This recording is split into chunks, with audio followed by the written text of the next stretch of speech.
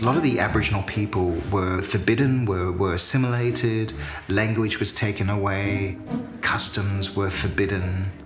My generations of parents are both Aboriginal and they weren't allowed to celebrate their Aboriginality. Aboriginal people weren't considered humans until 1967.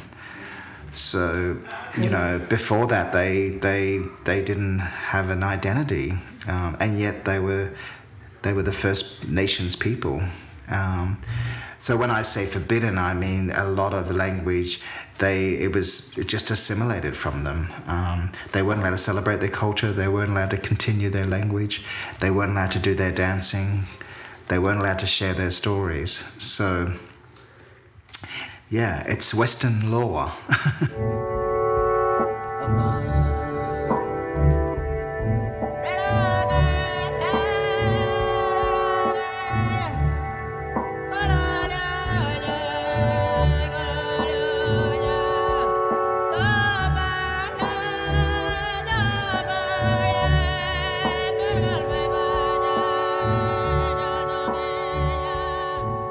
There was a generation of lots of pain and loss of children being taken away from parents, the whole stolen generation. There's still pain today that, you know, those stolen children are now adults who have a lot of pain and trying to reconnect back to their Aboriginality. So, yeah,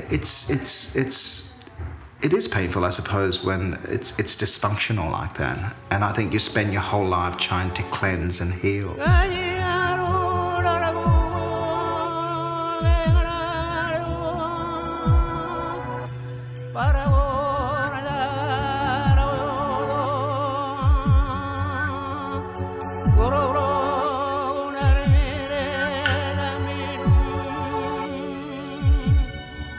Well, when you think of 1968, what's that, 40 or 50 years ago, you know, it's getting better. I mean, you know,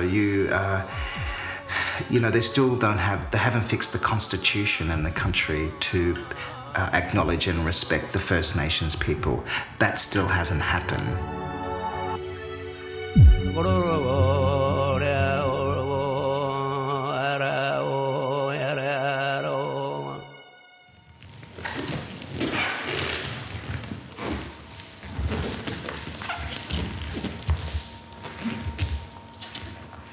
In Aboriginal culture, visual art, storytelling, dancing, ceremonies are a huge part of their everyday life.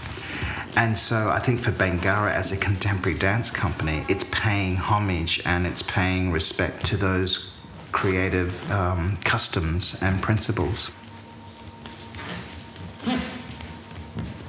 It's political, it's about continuing our stories, it's about acknowledging and respecting those traditions, it's about how do you maintain the integrity of that in the 21st century. And I think it's always, so it's a combination of all those elements coming together. This one, over. Right, but the one before that, do you collect it around? There's a... Boom. Oh, there's a... Oh, yeah, that one. Can it somehow take a bit more volume of it going up? Yeah, just so there's a little bit more body. More like butterfly. At the moment it's just sort of flat.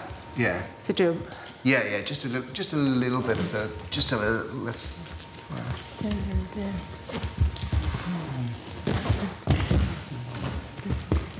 And then where does it go from there? And that's when you pick her up. Yeah, that's fine. Yeah. Okay, cool. I mean, I come from a family of 12 kids, 6 boys, 6 girls. I'm the fairest out of my family. All my brothers and sisters are blacker than me. And so my mother's father is actually, he's English-Irish. So I think I got the throwback on there. But my father and mother were just putting food on the table and a roof over our heads, and you know, they weren't allowed to celebrate their culture. And so they always, you know, my father used to wait at a traffic light and let everyone walk across the road before he walked, you know. At first he was a little bit wondering why I was doing it, but then he realised that it was my way of connecting back to culture. Did you in a way do it for him, maybe? Maybe, yeah. Look, I think I watched him as a young boy being frustrated about his culture.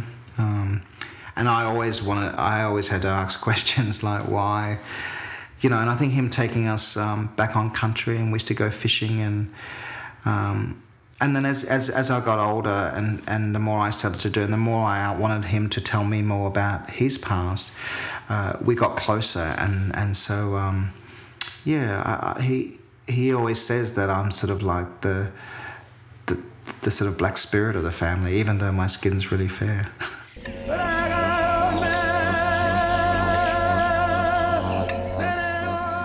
It's just a spiritual connection I have with the land, and the land is what's shaped the people, and the people are Aboriginal, and it's this relationship of people and land and creature, and that is all part of their stories, and I think my spirit's just so embedded and connected to it that I live in this modern illusion where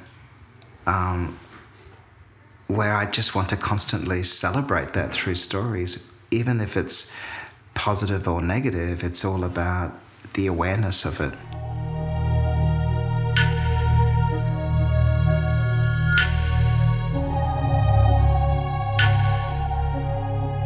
Well, Kinship is two works. The first work is Brolga, which is a mythological story about a young girl whose totem is a bird, and that bird is a Brolga, and how this young girl in her imagination goes hunting and gathering before sunset in this Brolga feeding ground, and she gets lost and becomes just embodied by these Brolgas. And so it's about transformation, about one transforming from human to creature.